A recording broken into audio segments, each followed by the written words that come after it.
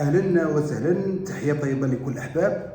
مرحبا بكم في هذا الفيديو اللي غادي نتكلم حول واحد جريمه رياضيه اللي هو دوري التمييز او ما يسمى بالتمييز. انا كيبان لي جريمه في حق الرياضه الوطنيه، في حق الانديه، جريمه في حق اللاعبين.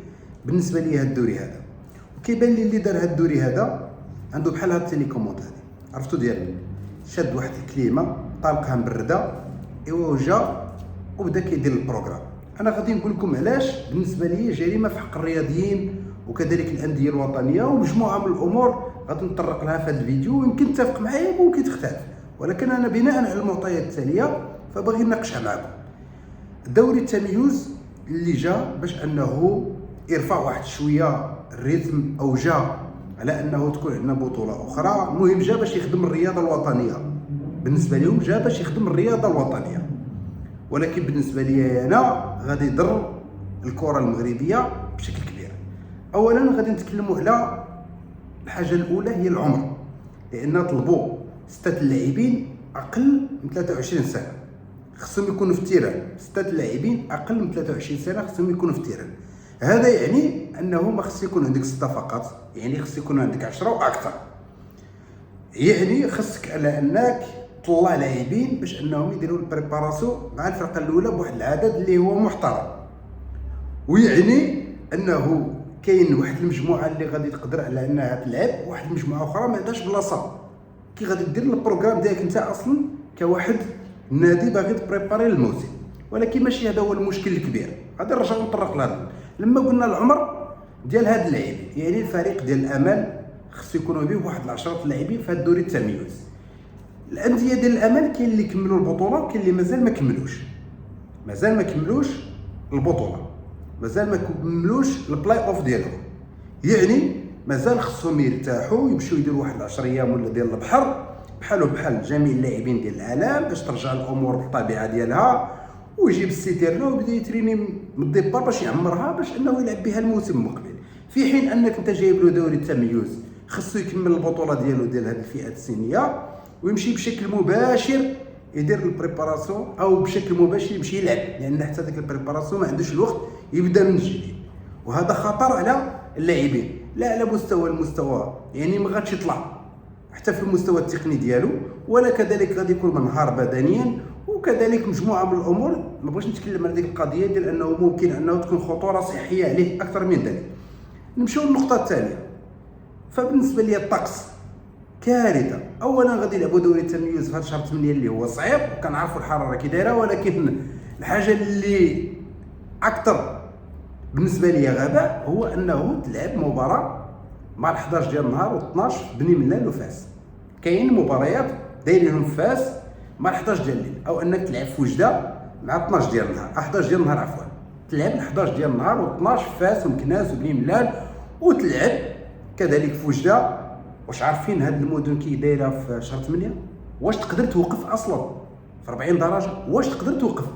راه ممكن انك تلعب في بوتسوانا وتلعب في دول افريقيه في عز النهار وما تلعبش في هاد المدن مع 11 ديال النهار. انا بغيت غير نعرف هاد اللاعبين هادو اللي قادرين يلعبوا في هاد الطقس هذا وكيستناو منهم باش انه هاد المباراه تخدم الكره المغربيه. انا كيبان لي اللاعب فقط انه مضطر على انه غادي يجي يلعب، ما يقدرش يلعب حتى 10 دقائق. علاش انا هزيت هاد قلت لكم الكلمه اللي دايرها ديال البروغرام؟ واش في نظرك انت داير التلفازه وداير الكلمه وبغيت تفرج دوري التمييز مع 11 ديال النهار في شهر 8؟ راه ما يتقبلهاش العقل اصاحبي نهائيا. راه اقسم بالله العلي العظيم ما يتقبلها العقل. ولو تشاوروا اي لاعب حتى واحد ما غادي يقبل على انه يلعب هذه البطوله هذه. وانا هضرت مع لاعبين صراحه ما فاهمينش نهائيا كيفاش هذه البطوله تلعب في هذا الطقس وفي هذا الوقت هذا. نمشيو لنقطه اخرى. مثلا الاتحاد الاسلامي الوجدي خصها ديبلاصا لبنكرير في البروغرام، خص يديروا الديبلاسمون ديال اليومين والاوتيلات، وخصهم الفلوس، وخصهم واحد 5 مليون ولا 10 ولا ما عرفتش تقدم في ماتش واحد. واش حتى هو الدعم اللي غادي تعطيهم الدوري التمييز؟ واش دايرين لهم شي بيدجي؟ كي غادي يديروا هاد الناس هادو؟ غير البارح السيد كيطالب بالفلوس ديالو مثلا ليزموا المدرب ديالهم ومالهم 15 يوم وهما اصلا ما قدروش يخلصوا 15 مليون. الانديه الوطنيه كامله عندها مشكل مادي، كامل الفرق كيقلبوا غير باش يلعبوا المباريات ديال بدايه الموسم. رؤساء الانديه وكذلك المكاتب المسيره الهم ديالهم غير هو الميركاتو والفسخ ديال العقد ديال هذا، وخلص لهذا ودير لهذا، جيت انت في الوسط حطيت البطوله، كي غادي يدير يلعبها هو ما عندوش الامكانيات الماديه؟ راه مشكل كبير عند الانديه، عند الرؤساء. انا ما فهمتش شكون هذا اللي كيقرر. واش كتجتمعوا مع هاد رؤساء الانديه؟ واش كتجتمعوا مع هاد الانديه؟ واش كتجتمعوا مع هاد اللاعبين؟ حاجه اخرى، هاد الوقت هذا دابا هي نهايه الموسم، دابا كاين الفريقين اللي اصلا عاد كملوا، وكما قلت لكم الفروق ديال الامل كاين اللي مازال ما كملوش، والفئات السنيه مازال لاعبين بلاي اوف، وكاين اللي كمل هذه شحال. يعني كاين اللي يقدر يلعب مباريات ديال دوري التميز من ناحيه ديال البروغرام يمكن يخدم له واحد شويه، رغم انه مازال الناس في الاعداد البدني كاملين، ولكن راه كاين انديه اللي دايره بروغرام على انها تلعب مباريات في اعلى مستوى. هي باغي ترفع الريتم، مثلا فريق الرجاء مشات اختارت مباريات وديه في اعلى مستوى، وانت باغي ترجعوا يلعب مع ليسبوار. دابا هاد الايقاع اللي كتقلبوا عليه، انت فكرت بواحد الناحيه على انه خص يكون عندك لاعبين صغار باش تحكم، باش يطلعوا اللاعبين الكبار باش تمشى الامور، وهذوك الصغار هما اللي زعما يندمجوا مع الكبار. ولكن واش ما فكرتش بان هذوك الكبار ما غاش تخدم الانديه اللي غادي تلعب على المستوى الافريقيه؟ هذا الرجاء وهذا الوداد وهذا الجيش وهذا بركان وهذا الفرق كاملين، خاصه اللي مشاركين قاريين، وزعما هذاك الايقاع ديال اقل من 23 سنه مع 11 ديال النهار هو اللي غادي يواجه به الاهلي والزمالك ويواجهوا به الفرق الكبار ويمشيو للانديه العالميه؟ واش بهذاك الريتم ديال 11 ديال النهار تفكرت غير اللاعب خصو يطلعوا وباش انه يندمج ويلعب واحد البطوله؟ مزيان تكون بطوله، ولكن ماشي في هذا الوقت، لان العالم كامل كيدير واحد البطوله مثلا هذا التميز، ولكن فوقاش كيديرها؟ النهار اللي كتكون هذيك الوقيته ديال المباريات الدوليه، هذيك 15 يوم اللي كتوقفوا فيها انتم البطوله، نورمالمون تما تلعبوا البطوله ديالكم هذيك ديال التميز. اصل اللاعب كيكون جاهز بدنيا، وكذلك على ان الجمهور مرتاح، يلعبوها في الليل، يلعبوها في واحد التوقيت اللي محترم، وفي نفس الوقت تعطي فرصه لهذوك الناس يبانوا وما توقفش البطوله. ماشي انت تجمدها شهر فهذيك الفتره هذيك وتبقى تفرج العالم ولا تفرج الكاس افريقيا وتفرج لهذه، في حين ان اللاعبين يبقوا مرتاحين، وتجي دابا ديرها لنا في شهر 8. انا كيبان لي هذا راه من السابع المستحيلات. اولا الريتم ما يكونش نهائيا، وهاد الانديه اللي غادي تشارك قاريا ما غاديش يكون عندهم الايقاع. ثالث حاجه الاعداد البدني ديال هاد البريباراسيون ديال بدايه الموسم ما كيساعدش نهائيا، ما جايش مع البروغرام، ما منسقش. كاين اللي كمل غير البارح، كاين اللي مازال ما كملش، كاين اللي غادي يلعب هاد المباريات ديال الفئات السنيه. ما يمكنش، راه كاين هذاك الشيء علمي، راه المدربين دابا يمكن يفهموا هذا الخطاب. علاش؟ لان عنده السيمانه الاولى الحاجه، والسيمانه الثانيه الحاجه، والسيمانه الثالثه الحاجه، والسيمانه الرابعه الحاجه.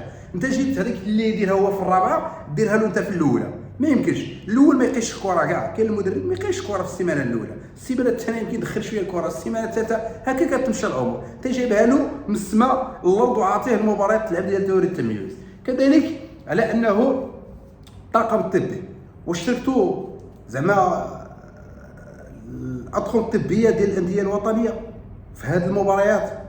غادي يلعب لاعب 23 سنه كمل الموسم ديالو غير هذا الاسبوع، ما بريباراش الموسم المقبل، يلعب في واحد الايقاع بالنسبه ليه هو طالع، لاعب مازال ما وجدش مزيان وغادي يدخل يلعب هذه المباريات هذه. وسولتوا هاد الناس ديال الطب، ولا انه شي واحد يطيح لكم بعد 11 ديال النهار في فاس ولا في وجده ولا في المدن اللي هي شاهله، واش تحملوا المسؤوليه؟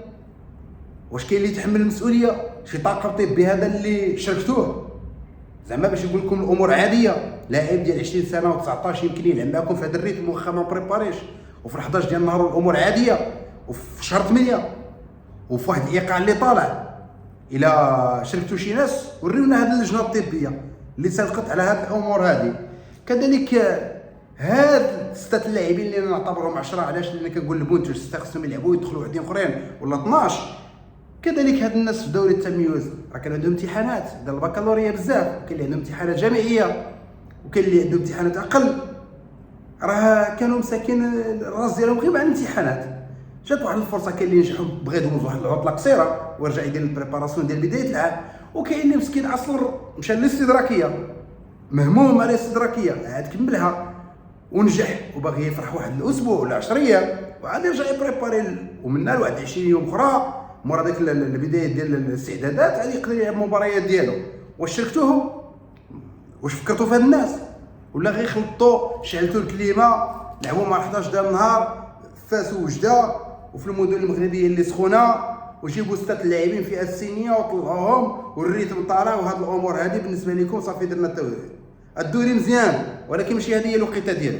كارثه جميع المعطيات، وحتى الناس اللي اتصلنا بهم وسولنا فيهم اللاعبين وكذلك الناس ديال الطيب والناس ديال التسيير وكذا، قال لك تخربيقه، الناس ما راضيينش وما قادرينش يخرجوا يقولوها. فخرجنا نقولوا بان العصبه الاحترافيه هذا الشيء راه ما عنده لا راس لا عين لا حتى شي حاجه، هذا الشيء ماشي منطقي. خليو الانديه الوطنيه دير البريباراسيون ديالها في بدايه الموسم مزيان، وتجيب مستوى، تجيب انديه اللي تلعب في ريتم طالع، ولكن النهار اللي تكون واجده هي في شهر 9 في 8 في التالي وتلعب الماتشات ديالها وتكون واجده للبطوله باش الايقاع يطلع. وهذا الدوري التمييز مزيان، ولكن ماشي في الفتره ديالو دابا، ديروا بحال البطولات الاوروبيه كامله، نهار تكون توقف المنتخبات يلعبوا تما لعبوا ديك 15 يوم بطوله ديالكم في واحد المكان اللي يكون مجموع ولعبوا البطوله او الي روتور، وخاصه انه خصو يكون واحد شويه ديال البركه ديال الدعم، لان ما يمكنش واحد من وجده يمشي للمسيره وما عندوش اصلا باش يسير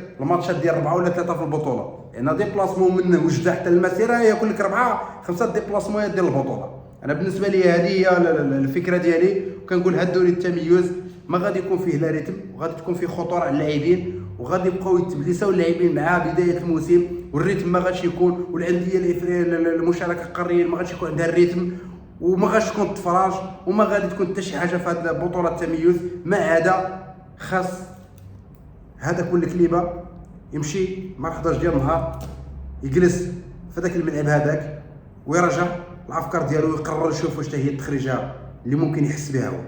حياكم الله.